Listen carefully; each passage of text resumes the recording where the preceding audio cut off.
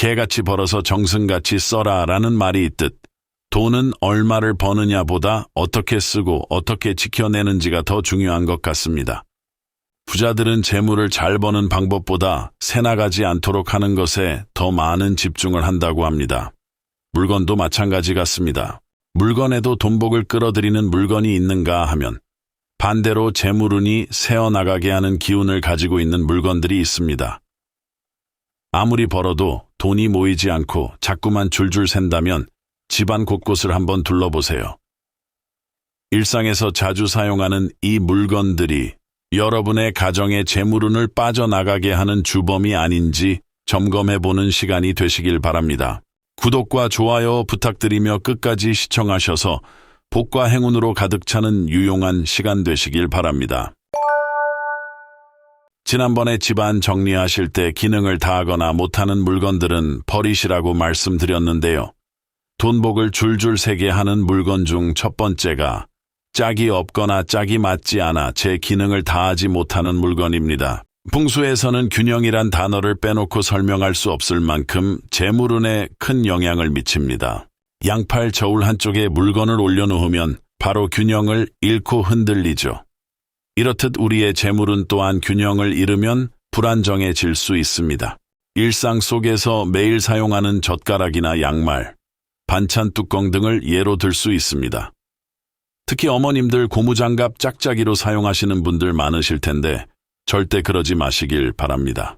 또 액세서리 중에 한쪽을 잃어버렸다거나 큐빅 같은 보석이 빠져있는 경우들이 있는데 이것은 에너지의 손실을 의미할 뿐만 아니라 부정적인 기로부터 보호하는 기운이 없어졌음을 의미합니다.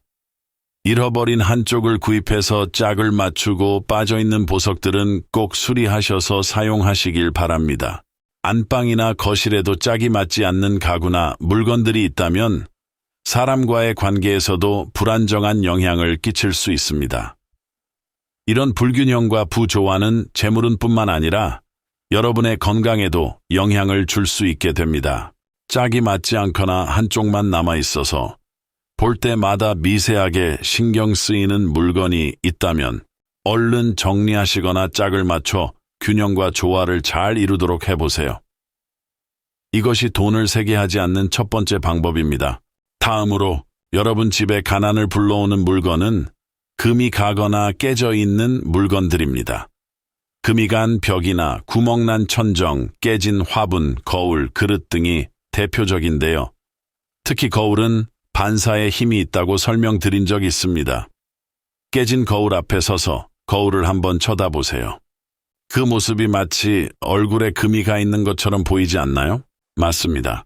좋은 물건은 좋은 기를 곱절로 받게 되지만 깨져버린 거울에 비춰지면 부정적인 기운을 몇 배로 돌려받게 되는 겁니다.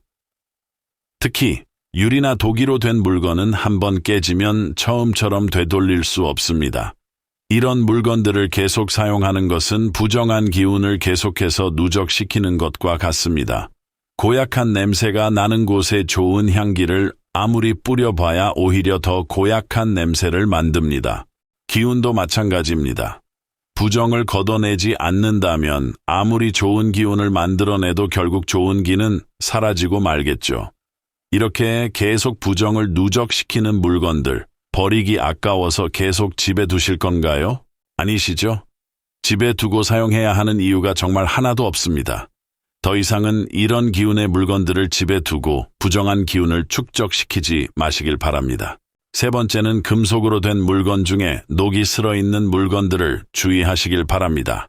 녹슨 물건은 기의 운이 모두 소모되고 정체되어 있음을 상징할 뿐 아니라 여러분의 건강까지도 쇠퇴되고 있음을 의미하고 있어 재물운과 건강운에 치명적인 위험이 될 수 있습니다.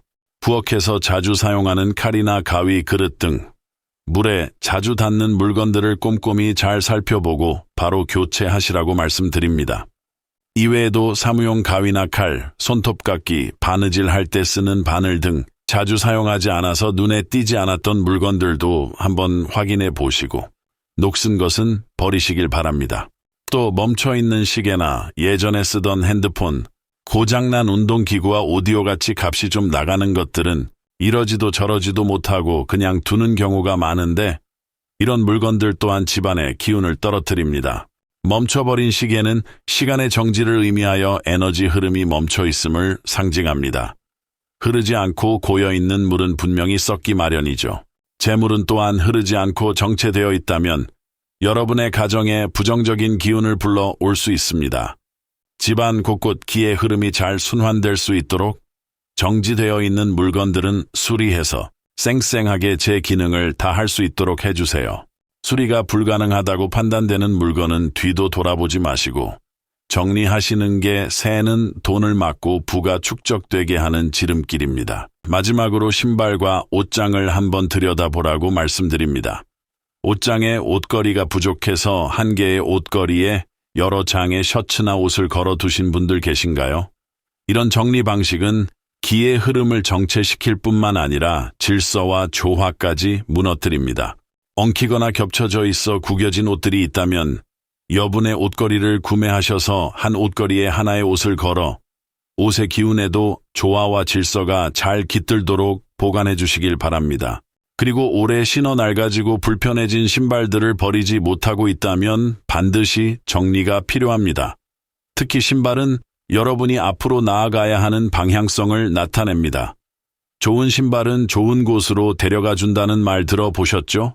어떤 신발을 신는지에 따라 여러분의 운세가 달라질 수 있는데 특히 오래되고 낡은 신발은 부정적인 기운을 축적할 뿐만 아니라 재물의 손실과 금전의 어려움을 나타냅니다.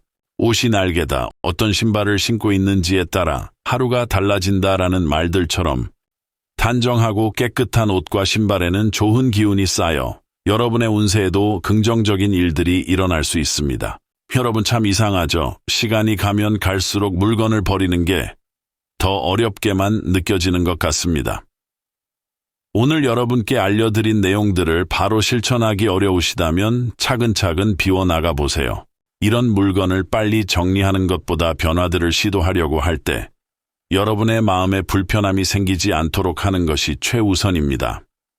다만 더하는 것보다 덜어내는 것의 중요함을 기억하고 계신다면 자연스럽게 마음이 동해지고 어느 순간 나도 모르게 실천하고 계시는 모습들을 발견할 겁니다.